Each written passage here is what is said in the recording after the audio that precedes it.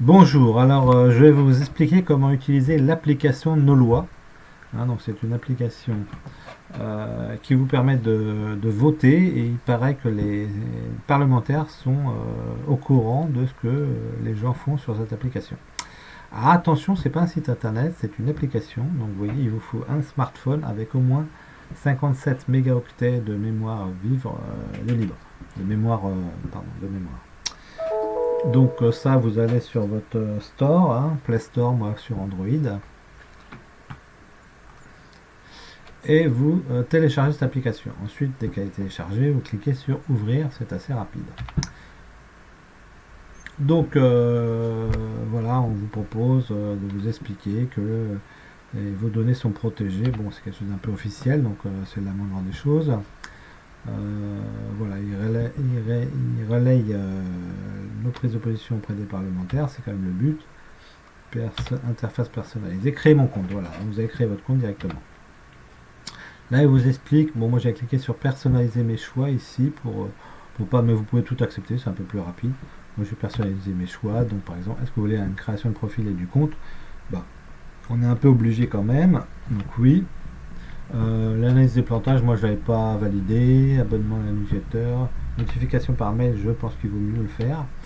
Et ensuite vous enregistrez en bas quand tout vous convient. Alors, adresse email. Il faut absolument que vous créiez, que vous donniez votre adresse email valide, parce que sinon ça ne sera pas pris en compte. Vous saisissez votre mot de passe, vous confirmez votre mot de passe et vous créez votre compte. Voilà.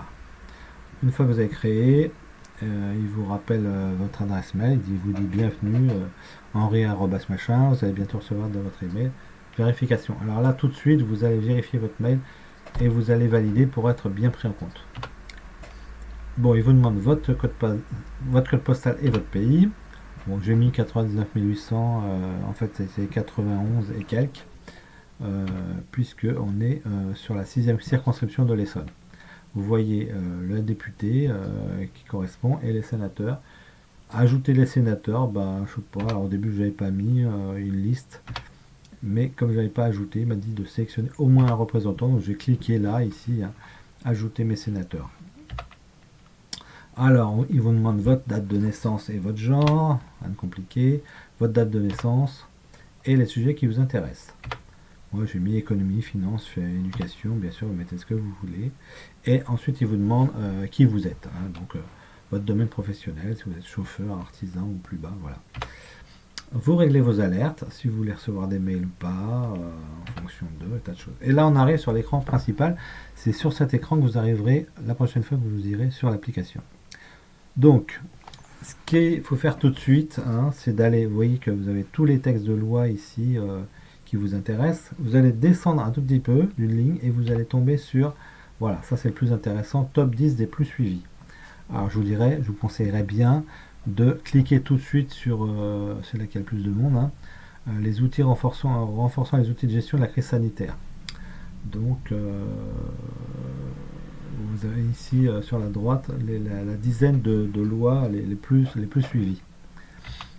Alors, vous allez voter contre, j'espère, projet de loi renforçant les outils de gestion de la crise sanitaire et modifiant le code de la santé publique. Tout est expliqué, vous pouvez voir le détail.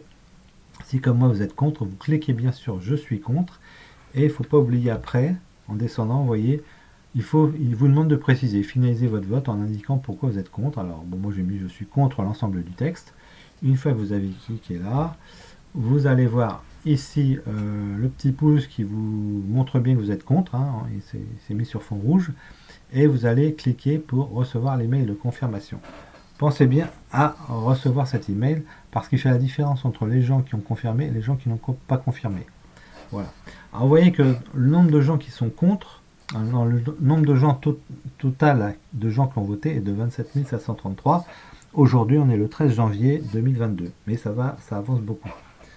Et si vous descendez un petit peu, vous allez voir ce mini tableau qui vous indique que la plupart des gens ont voté comme vous, 27 446 sur le total ont voté contre, en rouge, 48 se sont abstenus ou ont été neutres, et 239 pour. Et vous vous rendrez compte que dans les 5 projets de loi qui sont les plus importants et les plus suivis, à chaque fois, j'étais à 99% pour, comme les autres gens. Ça veut dire que s'ils votent pas dans ce sens, clairement, c'est pas vraiment de la démocratie, quoi. Si on est 99%, vous voyez, 27 000 sur 239, c'est de l'ordre de 99% contre et 1% pour. Alors, s'ils arrivent à se mettre d'accord pour, franchement, ça va se voir qu'il y a un problème et que c'est plus démocratique. Voilà, donc là, on a voté pour la première action. Vous verrez ça par la réception de votre mail. Je reviens un petit peu en arrière sur les écrans précédents. Et vous voyez qu'ici, voilà, top 10 des plus suivis. Vous allez aller ici sur la droite et par exemple le deuxième texte à voter, c'était abrogation du régime sanitaire d'exception. Bien sûr, l'abrogation, donc vous allez être pour. Vous êtes pour abroger ce régime sanitaire totalitaire. Donc j'espère. Mais vous serez aussi là encore comme 99% des gens, puisque tous ceux qui votent sont des anti-dictature sanitaire apparemment à 99%. Voilà, donc j'espère que votez bien, allez voir tous les textes, apprenez à vous servir de cette application et on espère qu'on aura un poids grâce à ça. Voilà, je vous remercie.